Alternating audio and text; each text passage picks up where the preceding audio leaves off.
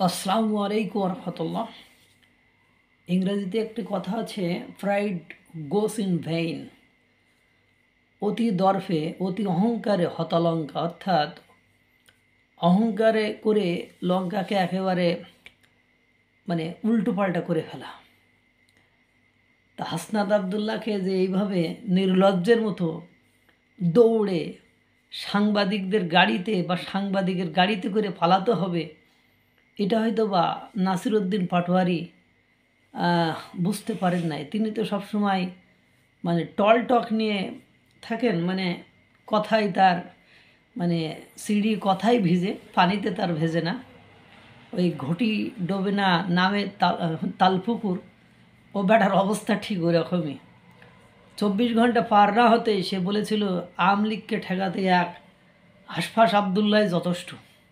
তা হাসফাস আবদুল্লাহর 24 ঘন্টা পার না হতে হাসফাস আবদুল্লাহ এমন সিনেমা দেখাইলো, দুই ককটেলের আওয়াজে, বোম টোম কিছু না, ককটেল, যে ককটেলে কেউ মারা গেছে আজ পর্যন্ত এরকম জানা যায়নি, হয়তো একটু হতাহত হয়।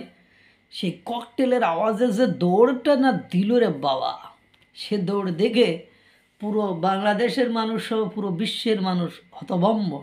কী তা কয়, মনু এত দৌড় মারে করে, যে মনু নাকি বিশাল সাহসী, পুরো আওয়ামী লীগকেই একাই সে বড়াই ফেলবে, একাই সে দমন করে ফেলবে, আওয়ামী লীগকে দমন করতে সে একাই যথেষ্ট। অথচ দুই ককটেলের আওয়াজে সে এমন দৌড় দিছে, কোথায় কর্মী, কোথায় নেতা, কোথায় আমার সেলা। হাসনাত আবদুল্লাহ বলছে এবার আমি সবাইকে ছেড়ে পালাই, পালা। হাসনাত আবদুল্লাহ এমন দৌড় দিয়েছে রে বাবা, সাংবাদিকদের মাইক্রোবাসে উঠে করে চলে গিয়েছে। এর আগে আপনারা জানেন গোপালগঞ্জে গিয়েছিল সেম স্টাইলে, সেনাবাহিনীর এপিএসের মধ্যে করে একেবারে গোয়ার মধ্যে করে ঢুকায়ে তারপরে নিয়ে আসা হয়েছিল। এখন আপনারা আজ সারাদিনের যে অ্যাক্টিভিটি সেটা দেখেছেন আপনারা। আমি অবাক হয়ে যাচ্ছি যে সার্ভিস আলম অর্থাৎ সার্জিস আলম, তাকে কোনো বক্তব্য দিতে দেখা যায়নি, বা তাকে মাঠে দেখা যায়নি, কাউকে যে আওয়ামী লীগ ঠেকাইতে তাকে মাঠে আসতে দেখা যায়নি। নাহিদ ইসলামকে মাঠে দেখা যায়নি। তারপরে হান্নান মাসুদ, ক্রাইং ম্যান হান্নান মাসুদকে মাঠে দেখা যায়নি। তাসনিম জারাকে মাঠে দেখা যায়নি। তারপরে আরও সেই নানির ব্লাউজ রেখে নানির শাড়ি নিয়ে যে মাঠে আসতো নুসরাত তাবাসসুম না কি যেন, তাদেরকে মাঠে দেখা যায়নি। সেই আরও কি যেন সামান্তা শারমিনকে মাঠে দেখা যায়নি। এনসিপির রাজনীতির যে ফুলিস্টপ হয়ে গিয়েছে, অর্থাৎ এনসিপির রাজনীতির যে কবর রচিত হয়ে গিয়েছে, রচনা হয়েছে, সেটা ওই যে কলিয়ার যে প্রস্ফুটিত হবে না, কলিজার ফুটবে না, সেটা এটা একেবারে ক্লিয়ার এবং কাট আজকে বোঝা গিয়েছে।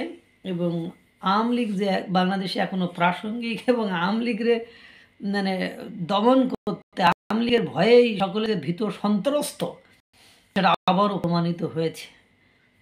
এভাবে করে চলে না রে ভাই, এভাবে করে হয়ও না, এভাবে করে কি চলা যায়?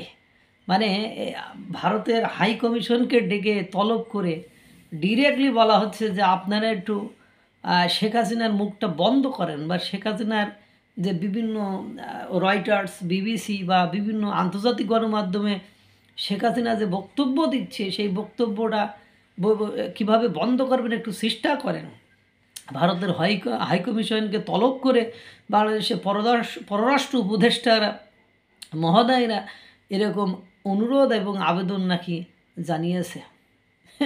হাসনাত আবদুল্লাহ এভাবে যে দৌড়ে দিতে হবে, তা পাটোয়ারিকে আগে থেকে বলা উচিত ছিল। সবেমাত্র ভয় পাওয়া শুরু।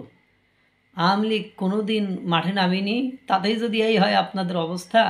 আপনারা সংস্কার নিয়ে পড়ে আছেন। সংস্কার করতে হলে সঠিক উপায়ে, সঠিক পদ্ধতিতে, সঠিক মাধ্যমে আসতে হতো।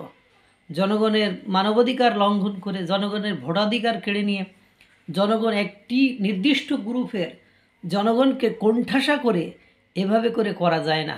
আরও স্টাডি দরকার।